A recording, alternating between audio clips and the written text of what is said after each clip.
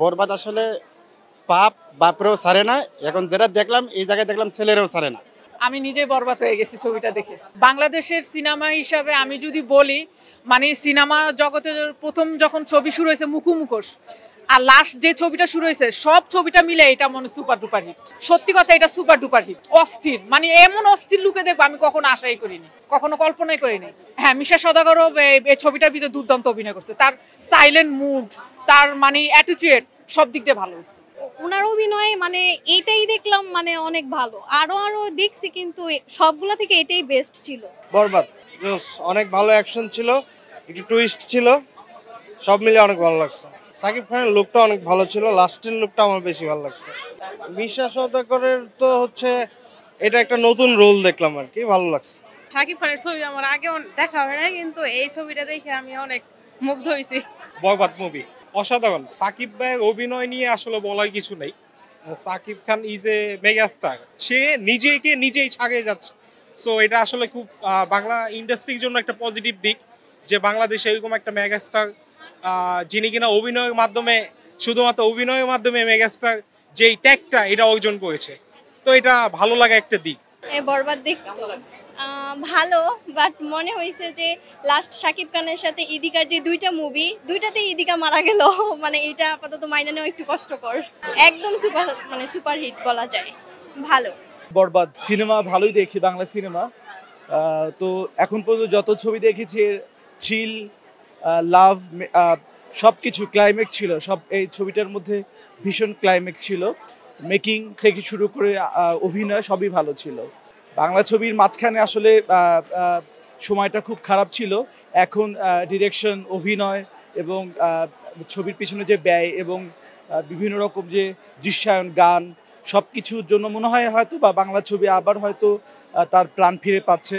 আমার মনে হয় এভাবে ছবি যদি মেকিং করা যায় তাহলে হয়তো হলে আবার মানুষ ফিরে আসবে, বাংলা ছবি দেখবে। বরবাদ অস্থির একটা মুভি। এটা বিশেষ করে শাকিব খানের তার ইতিহাসের একটা সেরা মুভি, এবং এটা বাংলাদেশের ইতিহাসের একটা অন্যতম মুভি।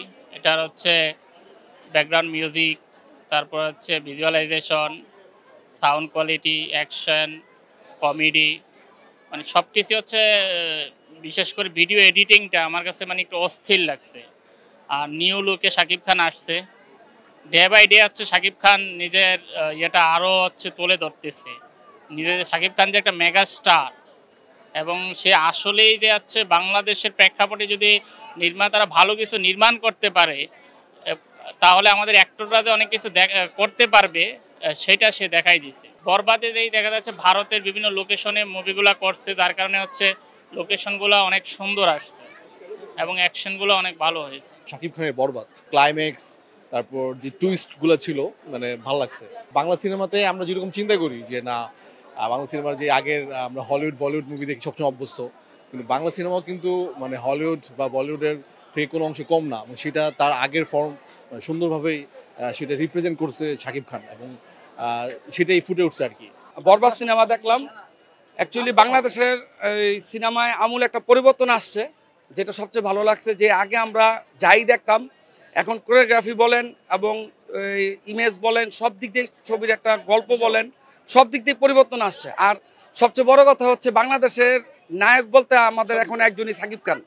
এখন আমাদের উচিত তার প্রতিটা ছবিতেই সেলিব্রিটি করা এবং অ্যাপ্রিসিয়েট করা। তো সুতরাং আমি চাই যে বাংলা ছবি আগায় যাক। আর সাকিব খান খুব দুর্দান্ত অভিনয় করছে, এবং এই অভিনয়ের জন্য আমি তাকে সাধুবাদ জানাই। আসলে আমাদের একটা মেগা স্টার।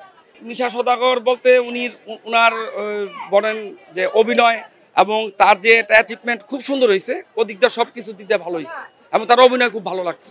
খবরের কাগজ, নিখাদ, নির্ভীক, নিরপেক্ষ।